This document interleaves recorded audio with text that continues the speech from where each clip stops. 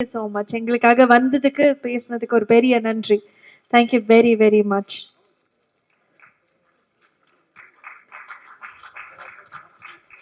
அடுத்ததாக joker myeloid போன்ற திரைப்படங்களை நமக்காக கொடுத்த இயக்குனர் ராஜ்முருகன் அவர்கள், அதே மாதிரி முகவரி நேபாளியினுடைய இயக்குனர் விசெட் துரை அவர்கள் மற்றும் பிளாக்மெயில், கண்ணை நம்பாதே போன்ற திரைப்படங்களை கொடுத்த நம்முடைய இயக்குனர் மாறன் அவர்கள், திருடா திருடி, சீடன் இதெல்லாம் நமக்காக கொடுத்த சுப்பிரமணிய சிவா அவர்கள், இந்த 4 இயக்குனர்களும் எங்களுக்காக மேடைக்கு வரணும். நீங்க உங்களுடைய அனுபவத்தை எங்களுக்காக பகிரணும் அப்படிங்கிறது எங்களுடைய அன்பான வேண்டுகோளாக இருக்கு. நேரமின்மை காரணமாக கொஞ்சம் அடுத்தடுத்து வேகமாக போக போறோம். யாரும் தப்பா எடுத்துக்க வேண்டாம். சிறந்த படைப்பாளி அப்படின்னு சொல்லலாம் நம்முடைய மிஷ்கின் சார்.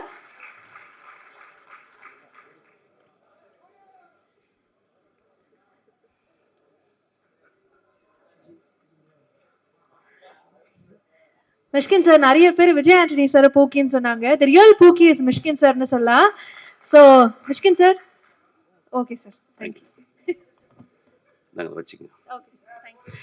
பன்னீர் சோடா இருக்கா? அது தண்ணி கொடுங்க, தண்ணி கொடுங்க, தண்ணி ப்ளீஸ். சாரிம்மா, I am taking your stage. It's okay. அங்கே நின்று பேச முடியாது, டயர்ட் ஆகிடும். தேங்க்யூ.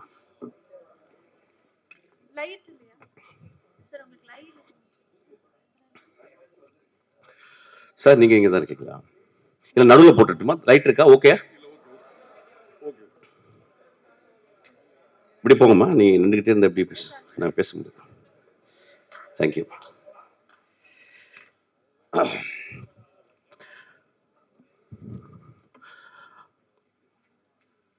நான் வாழ்க்கையில் பார்த்த 100 சாமிகளில் ஒரு சாமி சசி.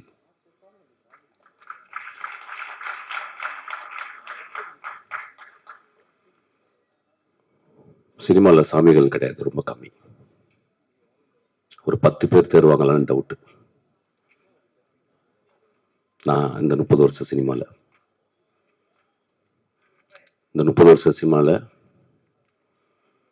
நான் ஒரு மாதத்துக்கு ஒரு தடவை எனக்கு ஃபோன் பண்ணுற, என்னை பார்க்குற, என்னை நேசிக்கிற, என்னை கட்டி தழுவுகிற, நான் இல்லாத இடத்தில் என்னை பற்றி அன்பாக பேசுகிற, உயர்வாக பேசுகிற ஒரே சாமி என் சசி சாமி.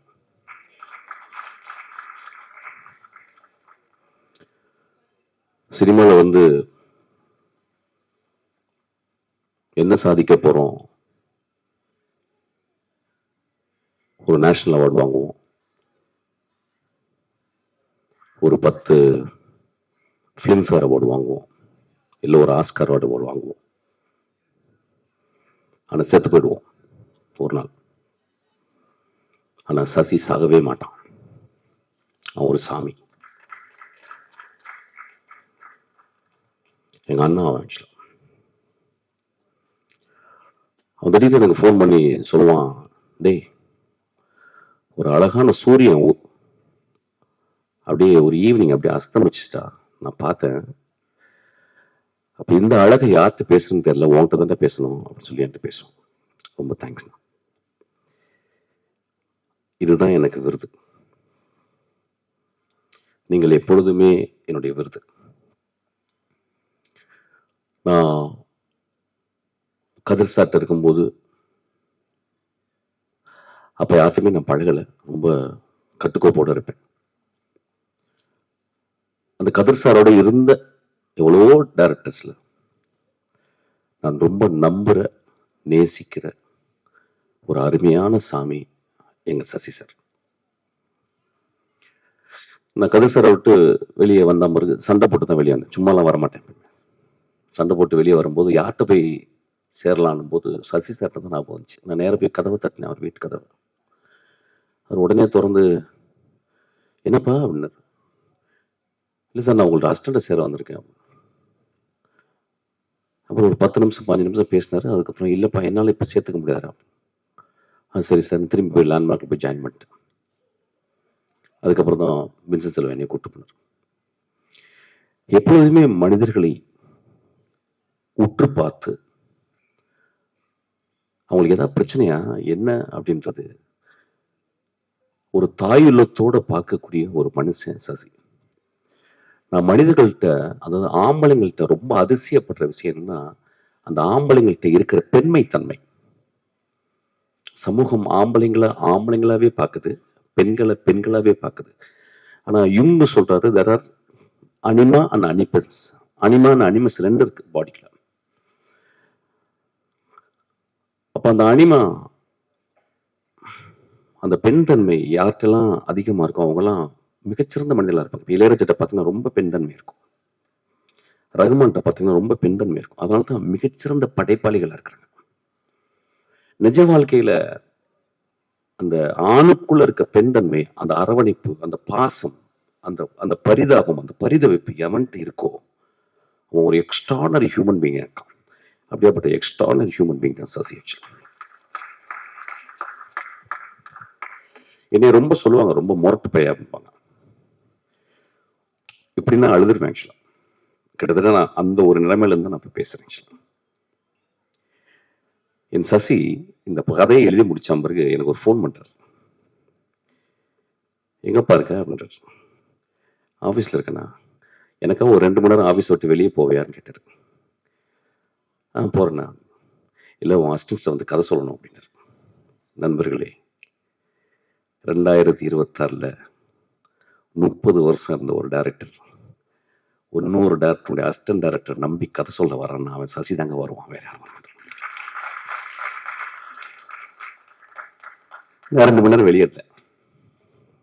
என்னுடைய 3 அசிஸ்டண்ட்டை வந்து சசி ஒரு குழந்தை போல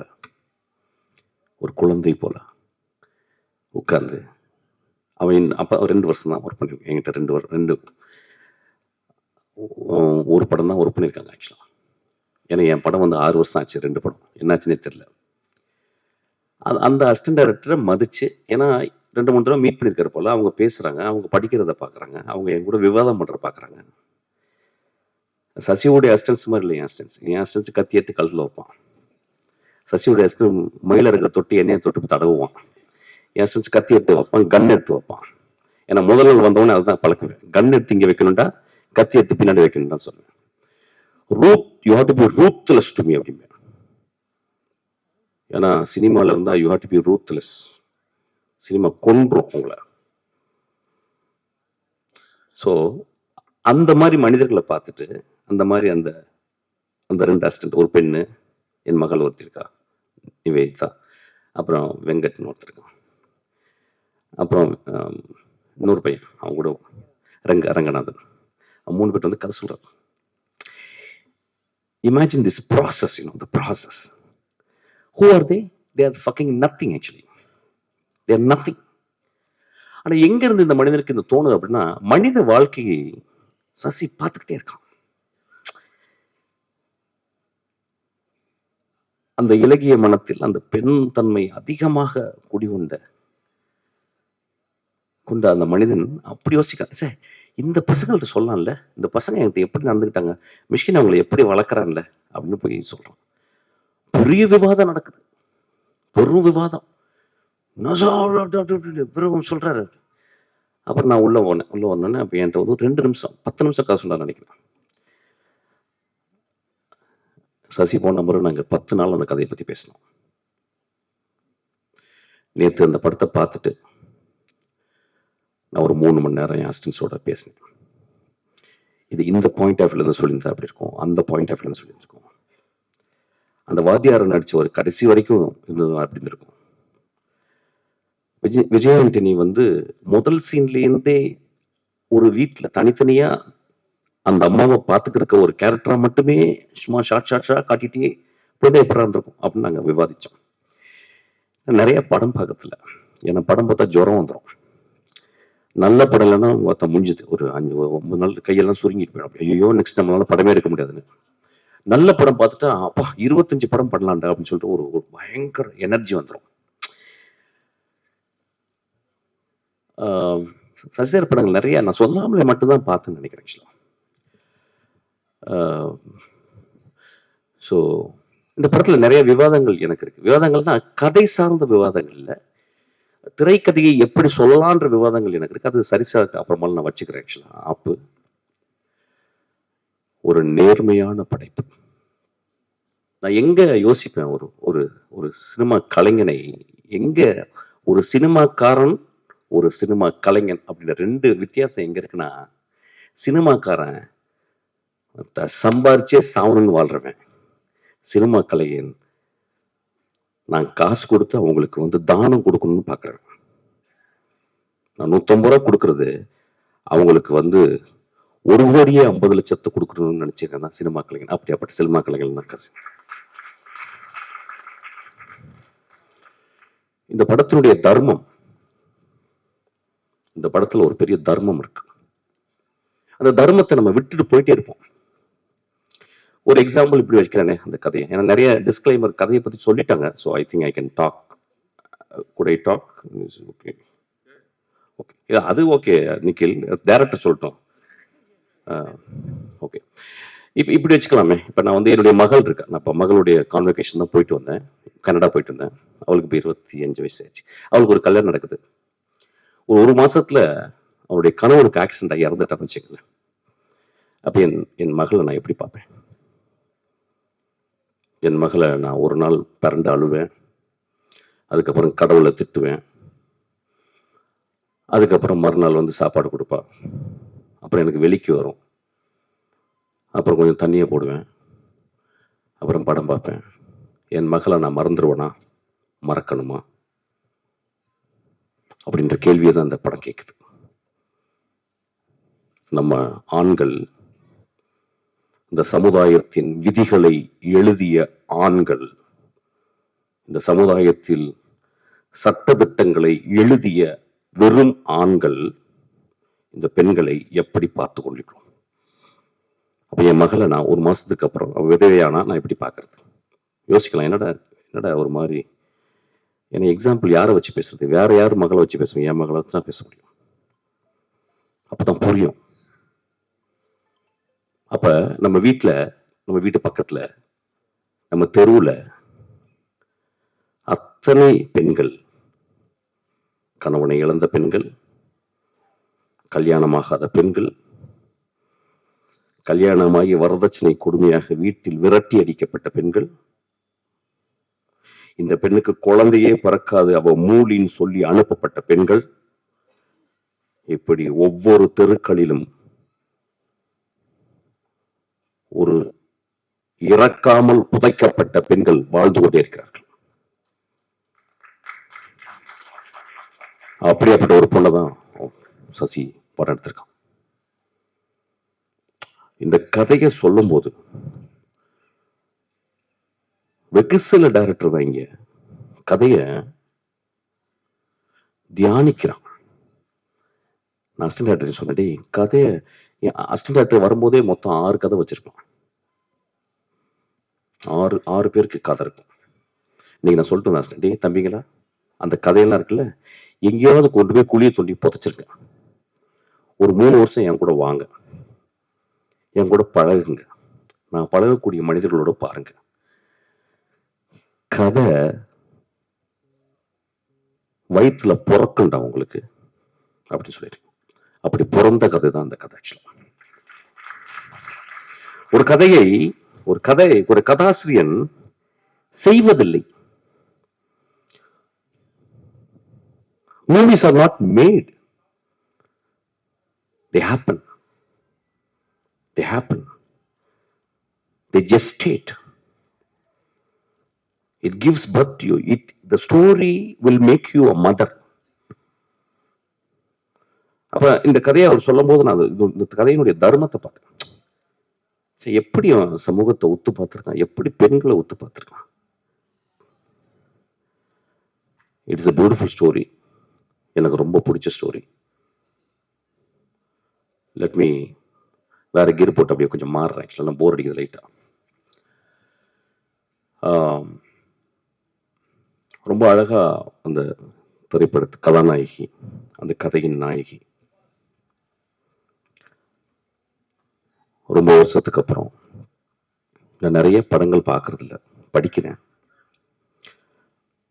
ரொம்ப வருஷத்துக்கு அப்புறம் ஒரு ரிமார்க்கபிளான ஒரு ஆர்டிஸ்டை நான் பார்த்தேன் இந்த படத்தில். அவங்கள ரீசெண்டாக நான் ஏதோ ஒரு சந்திச்சேன், அவங்களை பேசல நான் அவங்கள்ட்ட. But I saw that it's a very remarkable performance, very genuine performance, very caring performance, and she has put her soul and blood and everything on that character. அது ரொம்ப ரேர். சசியினுடைய படங்கள்ல அந்த பூ படம் அந்த மாதிரிலாம் ரொம்ப ரிமார்க்கபிளாக அவர் எழுதுவார். அவருக்கு என்னமோ சசி பெண்களை ரொம்ப புரிஞ்சிருக்கு. எங்கள் அண்ணியை நான் பார்த்துருக்கேன், சசி அவங்க மனைவி. ரொம்ப எல்லாருக்குமே பெண்களை புரியாது.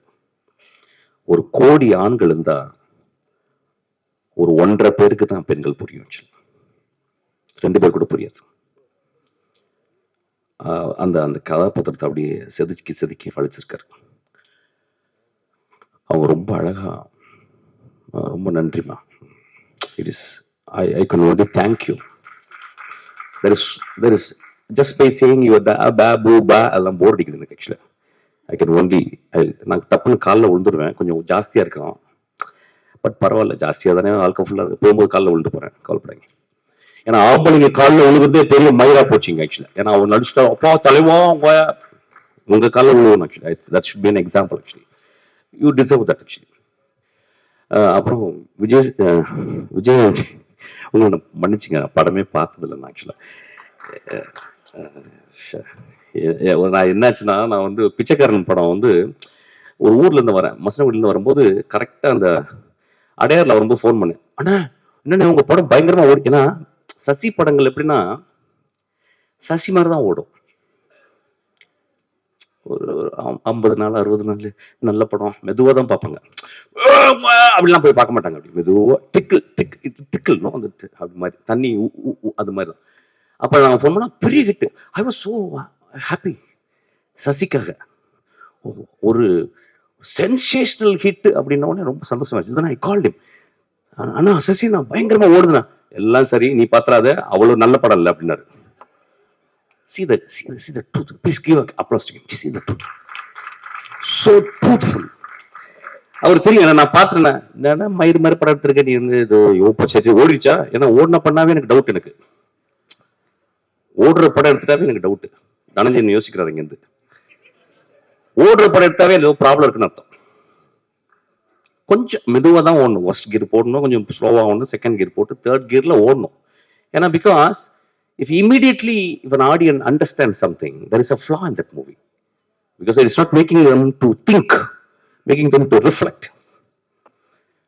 அப்போ சொன்னார், டேய் ஓகே படம் தான், நீ பார்த்து ஏதாவது இறக்க போக திட்டு போறடா அப்படின்னாரு. ஆக்சுவலாக சச் குட் ஹார்ட்டட். ஸோ அந்த படமும் பார்க்கல சார்.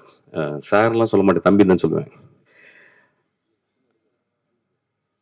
ஒரு நடிகன் ஒரு நல்ல கதாபாத்திரத்தில் வந்து அமரும் போது தன்னை புரிந்து கொள்கிறான். இந்த படத்துல நீங்க உங்களை புரிஞ்சிருப்பீங்க.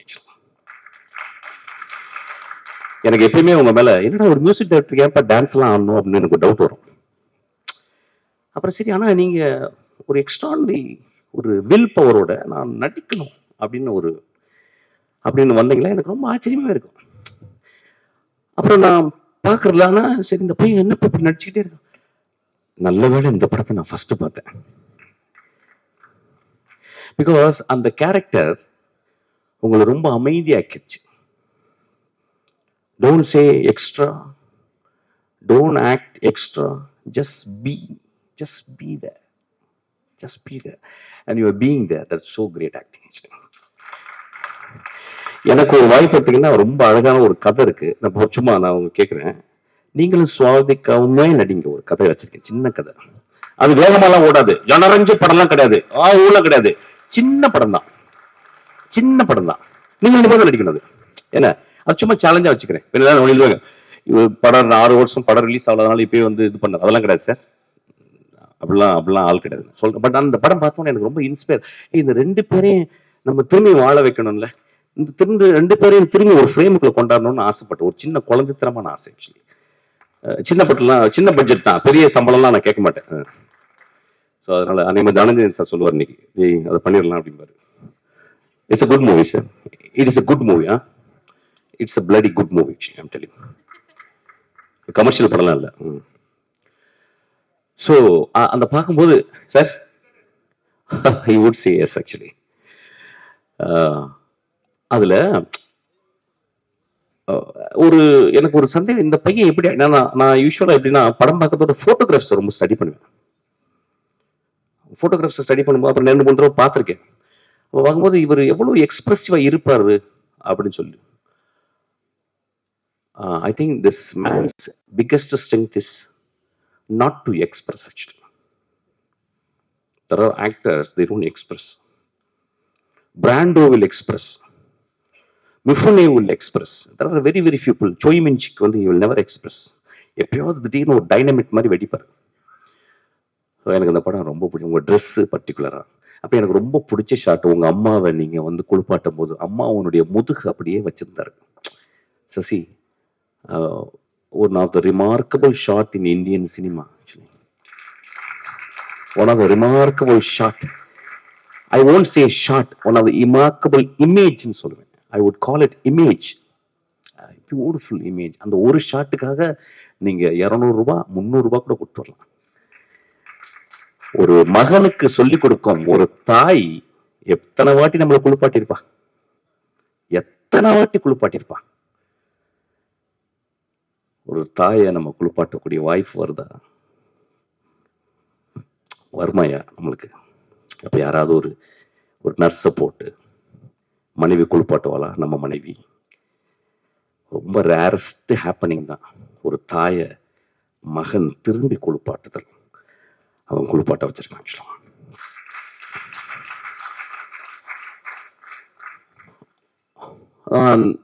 நான் சினிமாவில் மொத்தம் 5 ஷாட்டு தான் பார்ப்பேன். ஃபர்ஸ்ட் ஹாஃப் முன்னால ஒரு 2-3 ஷாட்டு, செகண்ட் ஹாஃப்ல ஒரு 2-3 ஷாட், ஒரு 2-3 இமேஜஸ் கிடைச்சா போதும் என் லைஃப். அப்படி அந்த படம் பார்த்தா போதும்.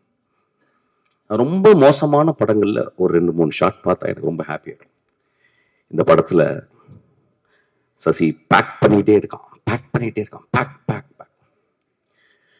நிறைய ஆக்சுவலாக சொல்ல போனா இந்த படம் தான் சசியினுடைய ஆக கமர்ஷியல் படம்னு சொல்லுவேன். நான் வந்து பிச்சைக்காரன் பார்க்கல, இந்த படத்துல நிறைய கமர்ஷியலாகவும் பண்ணியிருக்காரு. So it's a beautiful movie. நேற்றுலேருந்து அண்ணா வந்து நீ படம் பார்க்கணுண்டான்னு என்னை கேட்டுகிட்டே இருந்தார். நான் இந்த நேரத்தை வந்தவுடனே அப்பா தவறிட்டார். எங்கள் கலை உலக தந்தை. அதை முடிச்சுட்டு அதுக்கப்புறம் நான் சசி அண்ணாவுடைய படத்தை பார்த்தேன். It's a beautiful film. பாருங்கள், இட்ஸ் எ ஒர்த்தி ஃபிலிம்.